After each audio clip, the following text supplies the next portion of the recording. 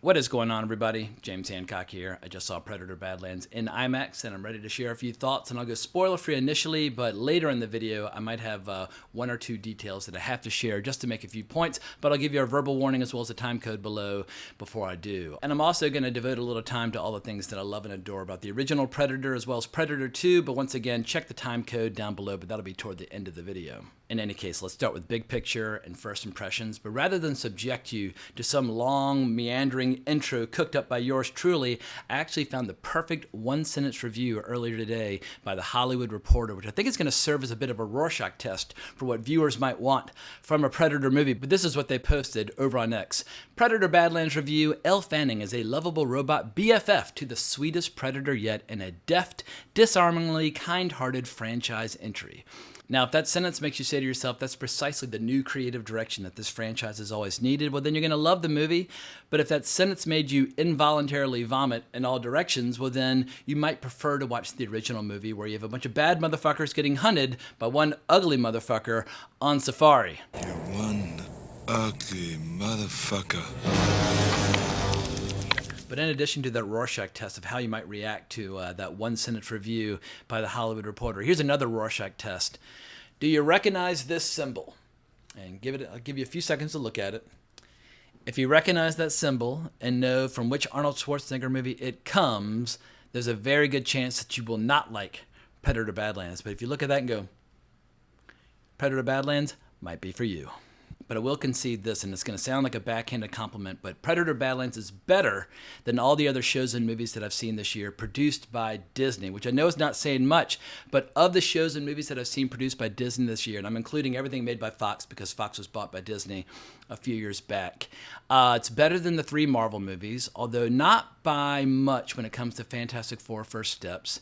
It's better than Alien Earth, or I should say this: the best parts of Alien Earth are better than the best parts of Predator Badlands, but the worst parts of Alien Earth are far worse than the worst parts of Predator Badlands. So what do you value more? Great scenes or horrible scenes? Or which ingredient's more important to you? But I did enjoy Predator Badlands more than Alien Earth, even if there are no scenes in this movie that can kind of trade body blows with the best scenes from Alien Earth.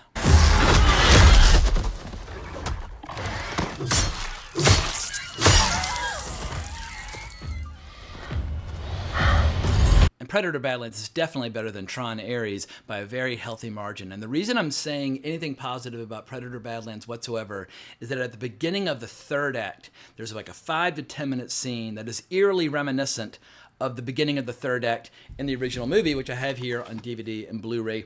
Neither of these editions should you add to your physical media library because they're both lacking the documentary If It Bleeds, We Can Kill It, which was on the original 2001 DVD, if memory serves correctly, but I lost that DVD a long time ago. Luckily, the documentary is available on YouTube.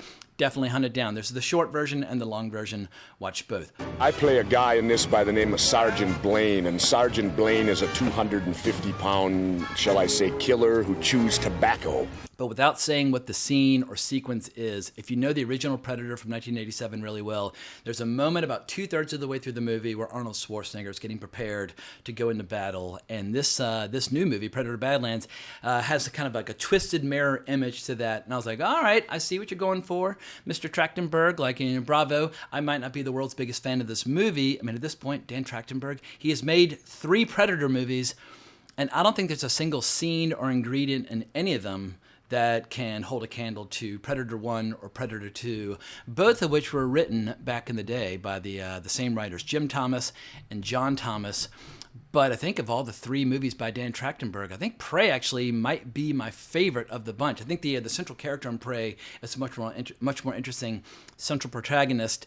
And also what Prey does not have, which Predator Badlands does have, is Jar Jar Binks and Baby Yoda, a.k.a. Grogu. And obviously, neither Jar Jar Binks nor Baby Yoda are in this movie, but there are 2 characters that might as well be, because once again, this is a Disney movie.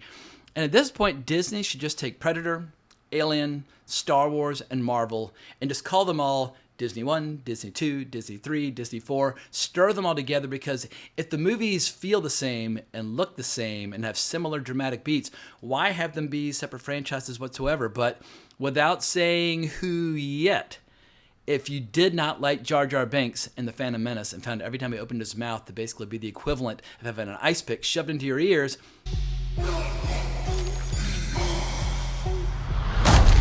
well, good luck with your journey.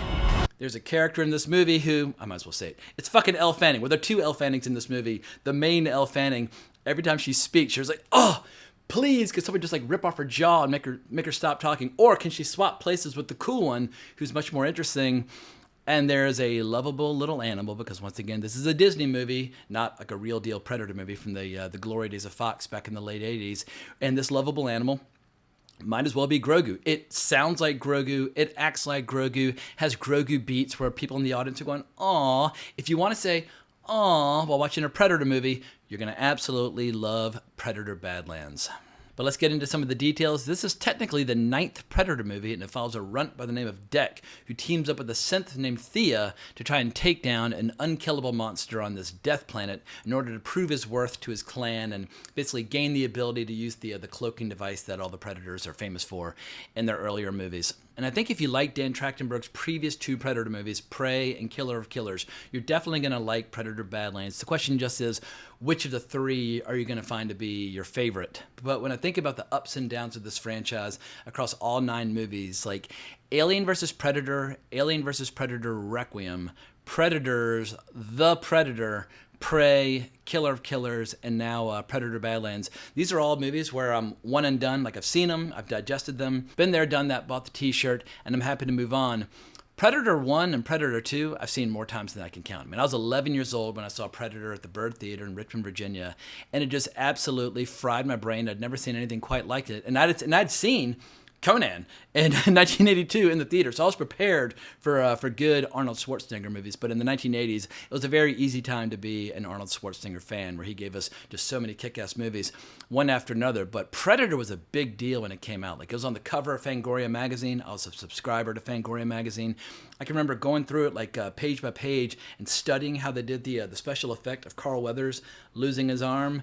And potentially that might have been the first time I ever heard the name Stan Winston and his incredible team, which was responsible for the creature design in the original Predator, which I still think is one of the best creature designs in the history of horror, science fiction, action, whatever genre you want to assign Predator to. But if you include all the classic Universal monster movies from the 30s or Alien from 1979, like, pick any era you care to mention. I think the original Predator, played by Kevin Peter Hall, and those mandibles that were cooked up by James Cameron on a whim while he and Stan Winston were on a flight together. Creature design evolved given the springboard of the Rastafarian warrior that I had seen the drawing of that Joel had on an airplane flying to Japan with Jim Cameron sitting next to me. And while I was on this airplane flight to Japan, I was sketching concepts for the Predator.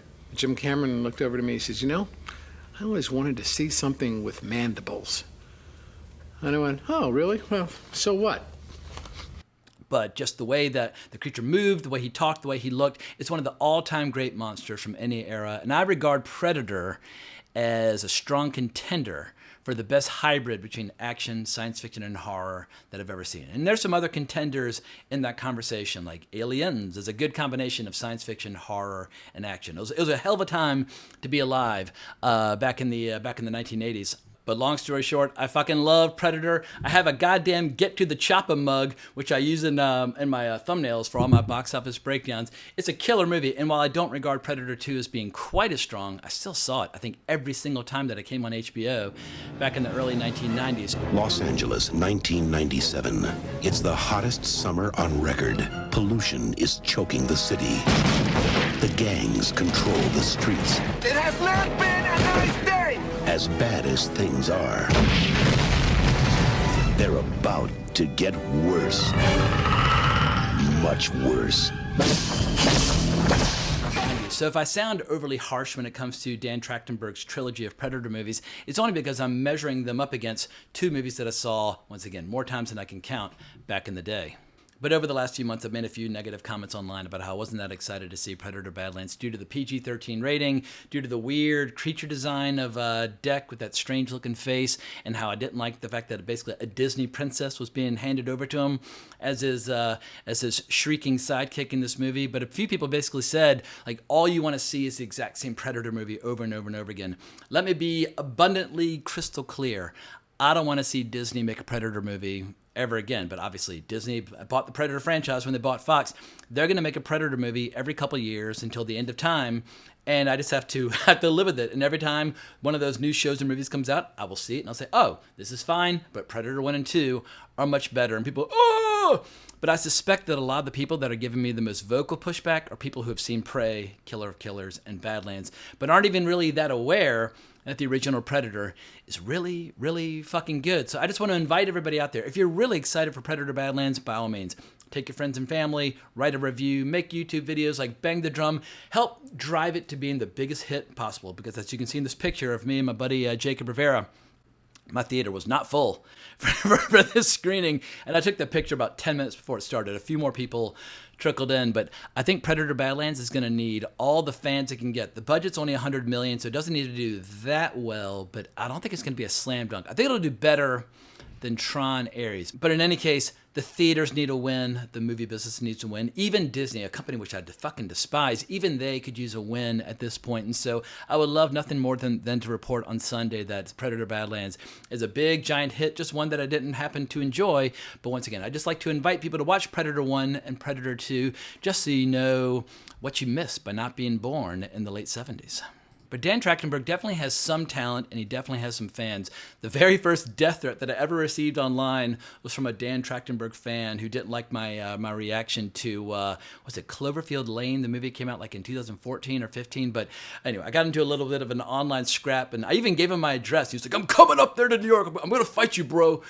In any case, I'm used to Dan Trachtenberg's fans not liking my comments about his movies, but I feel like Dan Trachtenberg, he's got enough talent at this point, enough of a track record. He should be inventing his own franchises. You can call them like the Obliterator or the Terrorizer or the Pulverizer. Call it whatever you want. Take all the things that he's including in Predator Badlands and build his own world. And I don't necessarily like the world building that he is contributing to the race that the Predator comes from. I find it to be a little bit simplistic and a little unintentionally comedic. He doesn't seem to quite understand the Predators. They basically enjoy going on safari. They enjoy big game hunting with perhaps a little bit of challenge, but it's not like the fucking Klingons in Star Trek with this like rah rah rah like warrior culture. Like all I need to know about their culture I learned in Predator 1 and Predator 2, like when they hand Danny Glover that pistol when he says who's next, which is a balls to the wall badass scene in Predator 2.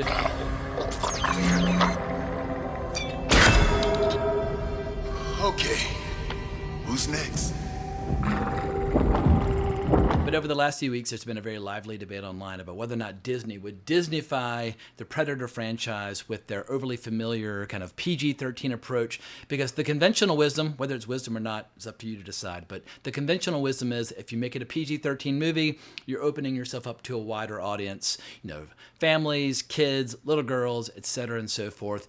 I grew up in the 1980s, where in the 1980s, R-rated movies were considered to be the most commercially viable form of entertainment, and so we just got an abundance of R-rated movies, and I don't know what changed in the culture, but I think the culture started to change in the early 2000s, where PG-13, that kind of like declawed, defanged, castrated form of entertainment became the more dominant form of entertainment. But in answer to the online debate, yes, we are seeing the Disneyfication of the Predator franchise, where it looks expensive, and there's not a single moment that might offend or upset or possibly even genuinely excite any action fans. Every single scene, every single detail, every single beat, every single creative decision feels like it would be totally fine within the MCU or Star Wars. Once again, it's getting difficult to tell the difference between all these Disney franchises, and I really feel like they should just stir them all together and just have 3 Disney movies a year where they just basically have as much fan service as they want, pulling characters from all of them, and they can all just, have mud wrestling matches until the end of time, because that's basically what a lot of their movies amount to.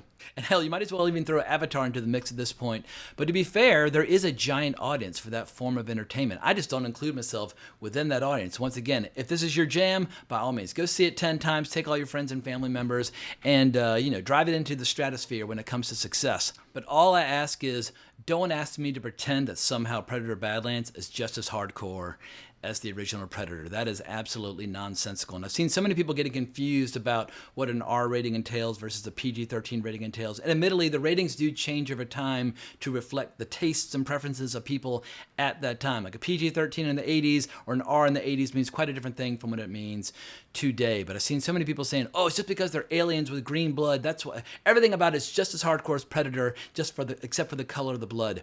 That is nonsense. An R rating implies adult themes, graphic content, disturbing content, scenes that might challenge the young, impressionable viewers, which is why you must be accompanied by a parent or guardian before going to see them. And of course, I've been seeing R-rated movies since I was fucking 5. I saw Conan the Barbarian in 1982, just shy of my 6th birthday, and I was like, whoa.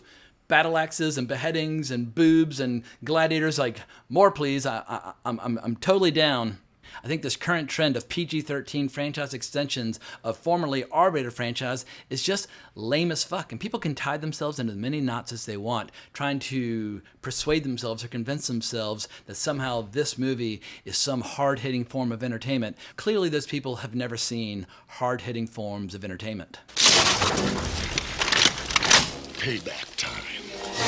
This online debate about ratings reminds me quite a bit about Venom when it first came out. And people were saying, oh, it's going to be PG-13, but we're going to take it right up to the edge. And it's going to be the most hardcore PG-13 you've ever seen. For me, that's like saying, oh, it's going to be the strongest non-alcoholic beer that you can get your hands on, but it's still going to be non-alcoholic beer. What they should be saying is, we took it right up to the edge of being NC-17 or X or unrated or unreleasable, and then we scaled it back to an R. That's what I want to hear from the producers of a Predator film. There's not a single moment or line of dialogue or act of violence in all Predator Badlands that feels like it deserves an R rating. But if you go back and watch Predator and Predator 2, I mean, some of the humor in the first Predator is rather coarse, rather vulgar. But I like coarse humor. I like vulgar humor. Or like full frontal nudity in Predator 2. Like, there's some graphic stuff. You're not going to see any full frontal nudity in Predator Badlands. That's not really what Disney does. But the biggest sign that this is a PG-13 movie, or more importantly, a Disney movie, is taking an iconic creature, someone that used to strike terror in the hearts of millions, and turning him into a lovable, misunderstood victim. Because Deck, he's got a mean father, and he's got a brother who protects him, but he's kind of getting bullied at the beginning of the movie, and so, you know, your heart goes out to him, and you're rooting for Deck. I don't need Deck or any predators to be turned into lovable puppy dogs. The same way I didn't need to see the xenomorph turn into a lovable lapdog at the end of Alien Earth. And that is precisely what they turned the xenomorph into. I want these creatures to remain terrifying. I want, like, when little kids see Predator or Alien on the cover of a magazine or in a trailer or whatever, they should run screaming to their parents and cry into their thigh, like, oh, somebody showed me something scary. That is what we should get from Predator and Alien. And here, he's the hero. But let me say one kind thing about Predator Badlands. This is a mild spoiler. So last spoiler warning, 3, 2, 1. But toward the end of the movie, right at the 2/3 mark, Elle Fanning, thankfully, has been captured by her evil twin sister, so we're not subjected to her constant Jar Jar Binks yabbering in our ears. I mean, I cannot overemphasize how annoying she is. Every single action scene, when she's on his back and he's leaping around, she's like, wee, ah, like just screaming every time he does anything. It's atrocious. So she finally goes away, and it's a blessed silence in the movie theater. But Deck decides that he's going to go get a little payback, and he's going to go do a little trophy hunting. And he has this really cool sequence where everything he's learned on this planet about the indigenous life forms, like which ones have venoms that'll paralyze you, or which ones have acid breath, or which ones have like impenetrable armor, he gathers all these resources and turns them all into weapons, because most of his weapons have been taken by the synthetics of Weyland-Yutani that he's been fighting. And he uses the natural resources of the world in order to mount this attack.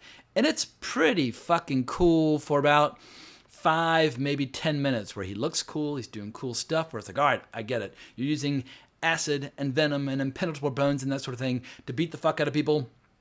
More, please. Like, if we had gotten like 30 or 40 minutes of that, I might be saying, well, goddamn, Predator Badlands might not be the equal to the first, but for me, I can't give it a full-throated recommendation unless you just loved Prey and love killers and want to see Dan Trachtenberg making Predator movies until the end of time.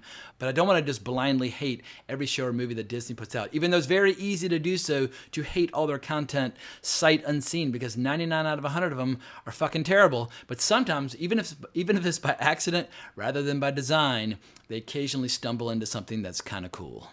But I do think in a week or two, after everybody who's curious has had a chance to see the movie, digest the movie, discuss the movie, etc. and so forth, I do think some of this initial enthusiasm will cool down, because we're in that moment right now where so many people are so desperate for a great movie-going experience. They're kind of almost willing this movie to be good, and they're refusing to hear anything that might contradict like the reality that they're trying to will into being. And I've been guilty of that a million times, where I'm excited for something and I'm just like, la, la, la, la, la, like, I don't want to hear anybody contradicting, like, my belief system, so on and so forth. But just because you want something to be good doesn't mean it is good. And that's just part of the process of growing up. Not everything that used to be cool is going to stay cool. And as you get a little older, everything you loved as a kid, sooner or later, will be bought up by a greedy corporation and destroyed. And that is the business model of Disney. But if I were to rank all the Predator movies from the beginning to now, obviously Predator 1 is my favorite. I've seen it countless times, and I'll continue to watch it countless times for the rest of my life. And Predator 2 would be my second favorite. And would it have been better with Arnold Schwarzenegger? Maybe. They lost Arnold because he went off and shot T2, but Danny Glover's still pretty goddamn good. And what both Predator 1 and 2 have are great ensemble casts, and also the same writing team. But the rest of the movies, there are 7 to choose from, and I've seen them all once. I almost don't even feel like I should rank them at all, because I have so little love for any of them.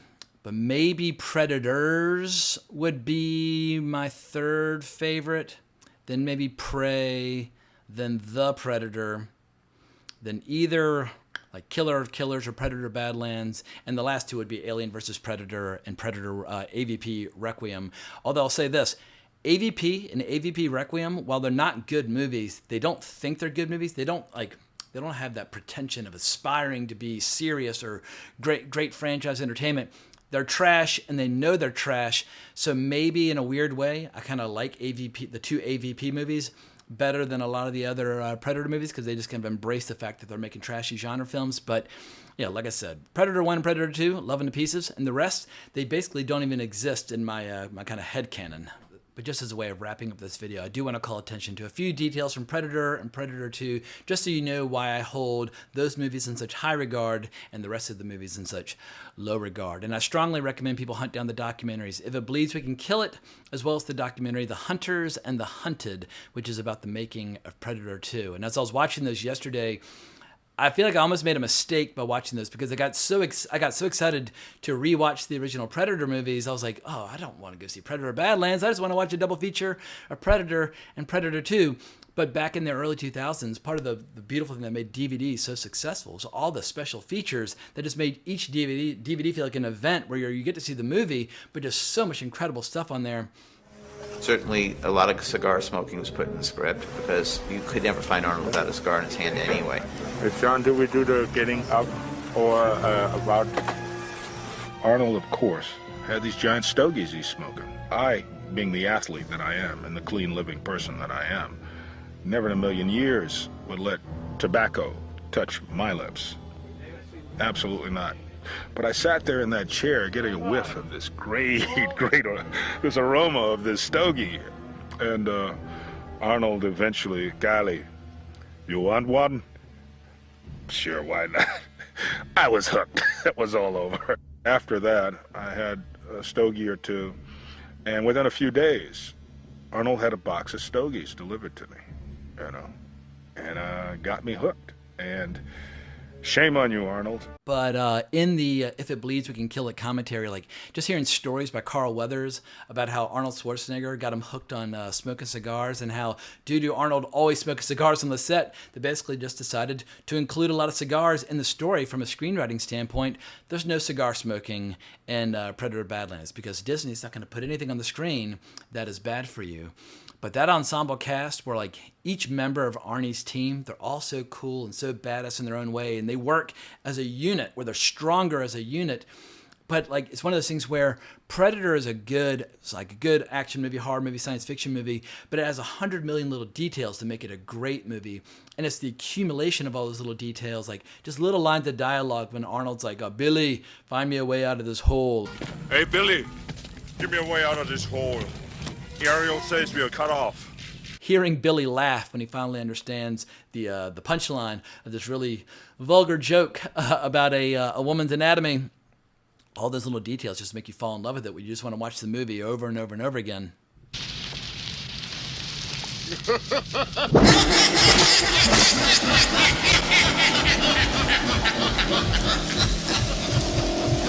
And I think that first movie really benefited from having so many strong personalities in front of the camera and behind the camera. Because behind the camera, I mean, you had producer Joel Silver, who was coming off this incredible hot streak of producing movies like 48 Hours or Commando or Lethal Weapon. And he wasn't finished yet. He would go on to produce many more successful action movies. But his action movies had a lot of recurring characters, or at least actors. I'm gonna have me some fun. I'm gonna have me some fun. I'm gonna have me some fun. I'm gonna have me some fun. I'm gonna have me some fun. Eras are defined by the personalities. Like, people always think, oh, well, the studios need to make more of this. The eras are defined by the producers and the directors and the writers and the stars of that time. And Joel Silver is one of the producers that really defined 80s action. But Arnie, they say Arnold Schwarzenegger had so much professionalism and such an incredible work ethic, where he would show up on the set every day with so much excitement about what they were going to do. It trickled down to the rest of the cast and crew, where everybody's like, all right, well, we all need to go to the gym before we go out to do these brutal 14-hour days out in the jungle. And then we all need to go to the gym again when we get home before we go to bed. And we all just need to give everything about this movie our all, including director John McTiernan, who's more of like an actor's director than an action director, but he was born to direct that movie. And all the actors, I think, gave much better performances as a result of working with John McTiernan.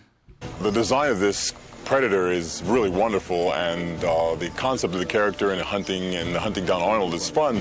So there's already the incentive to get into it, because, you know, you're going to be going after Arnold Schwarzenegger. But on top of all of that, there's creating a personality that the audience can relate to, you know, because without it, then it's just something from somewhere else. Whereas this is a real conflict, and it's real important in this movie that the audience get a sense of who Arnold is and a sense of this evil force that is chasing him down. And speaking of those actors, we have to talk about Kevin Peter Hall, because famously Predator had a different creature design initially. They paused the production, kind of regrouped, and then continued shooting. But when they finally came up with that look and hired Kevin Peter Hall to portray the character, he made the monster, like, he gave it like a real performance. And he was 7 feet tall, but moved like a ballet dancer. And he gave the characters this incredible grace. And the way he would kind of like pivot and like look into the camera, he made his profile so interesting. And also, when he grabs Arnie by the throat and lifts him up, you believe it. I mean, he's 7 feet tall. He made Arnold look like the rest of us. He made him look normal. But everything about that performance, to basically imbue the character with so much personality and grace and fluidity with almost no dialogue, it's just a Hall of Fame performance. And Kevin Peter Hall sadly would die in 1991. He should have given us many great performances, but he was one of the Hall of Fame great monsters, and that's why people will always keep coming back to that movie until the end of time. Danny Glover, Gary Busey, Ruben Blades, Maria Conchita Alonso, Bill Paxton. Predator 2. He's in town with a few days to kill this Thanksgiving. But Predator 2 is pretty goddamn cool as well, and has an ensemble cast that's almost as cool as the first movie. But I love how they set it in LA in 1997, you know, the distant future, during this crazy heat wave. And you can just feel the heat coming off the screen, and like the heightened tensions and the gang violence, and like the police are under siege. And it's the perfect environment for the second Predator to go on a little safari. And just having people in there like Gary Busey, you don't even need special effects if you have Gary Busey in there. I guess you're wondering what we're doing here in these barbecue outfits. Well, it's easy. We're going in after another world life force from another galaxy that has a self-defense mechanism that we don't understand. It's intangible to this time and space. It's actually from the theory of relativity and from the theory of quantum mechanics. Take those properties and equalize them, and you have the quantum theory of gravity, which is a discussion of how this universe started and how it will end. The Predator knows that information already.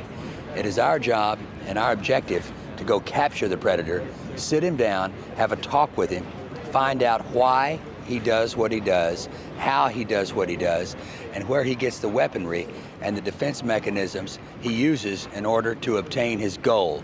And that is our goal. If we don't achieve that goal, We will be turned into vapor clouds made of small pink particles known on Earth as blood. Just bringing that strange, madcap, insane energy of Mr. Joshua from Lethal Weapon into the Predator franchise, but also getting Bill Paxton in there. He's fantastic. There's a great moment where at one point the camera does like a whip pan on the subway to a group of cops, and it's Bill Paxton and his whole team as they're pulling out their guns, and you realize like even without Danny Glover, like you fall in love with these characters. But Danny Glover, I first saw him in Lethal Weapon, another movie which I saw more times than I can count back in the day, and he became almost like the father of American action because he was the father of the family in Lethal Weapon, and so he just had this kind of paternal influence on the entire genre. And he worked with Joel Silver very successfully several times over. But Predator 2, man, I think it's one of the best sequels out there. Like, we're not talking about a sequel on the level of Aliens, and we're not talking about a sequel on the level of like Godfather 2. But when it comes to kick-ass early 90s sci-fi action movies, give me Predator 2 all day, every day. And shout out to the voiceover narration by Don LaFontaine. I shared the trailer to the movie earlier today on social media, and people just went berserk, reminiscing about all the great trailers that he did the voiceover to. That is a lost art form where just through that tone of voice, you can make even the most simple kind of genre film feel like this like epic balls to the wall experience. But what is certainly not an epic balls to the wall experience is Predator Badlands once again. Elle Fanning just chirping away like Jar Jar, or the little cute monster that's having its little baby Yoda moments, and Predator that looks a little weird with family dynamics that also just felt a little ham-fisted and obvious and over the top. There's not a whole lot to get excited about.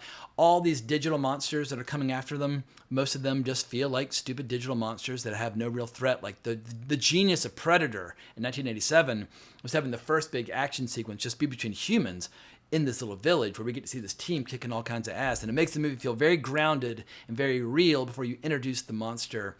But I think that was a stroke of genius on their part. And the first creature that Deck fights in this movie, it's just a bunch of stupid digital tentacles that are kind of blurry when they move. They could have picked a much better opening action scene to show what he can do. Although technically he fights his brother first, but that battle scene, you can't even really see what is going on. But I think that's all I've got to say about Predator Badlands and the Predator franchise. I'm sure some people will disagree with my point of view. By all means, blow it out your nose. Like I said, write a review, record a podcast, make a video. It'll make you feel better. But I cannot pretend to like a movie more than I actually did. I feel like every one of my subscribers would be fully justified in unsubscribing if they felt like I was selling them on an official narrative or an official accepted point of view on a particular movie. That I feel like that way lies madness. I feel like if like I always say, if you speak honestly and if you speak from the gut, you never have to remember what you said because honesty is the best policy, as they say. And if you start telling lies or start telling half-truths trying to make people feel better, you have to be like, wait, which lie did I tell? What bullshit was I selling? In any case, I don't know if I'll be in the minority, the majority, if it'll be 50-50, but those are my feelings about Predator Badlands, and I feel great about my opinion. I think it'll age just fine in the weeks and months to come. But let me know what you think down in the comments below. I'm expecting a wide range of different points of view, and I welcome all of them. If you enjoyed this video, please consider liking, subscribing, hitting that notification bell. Do yourself a favor, go back and watch Predator and Predator 2, but more importantly, as always, onwards and upwards.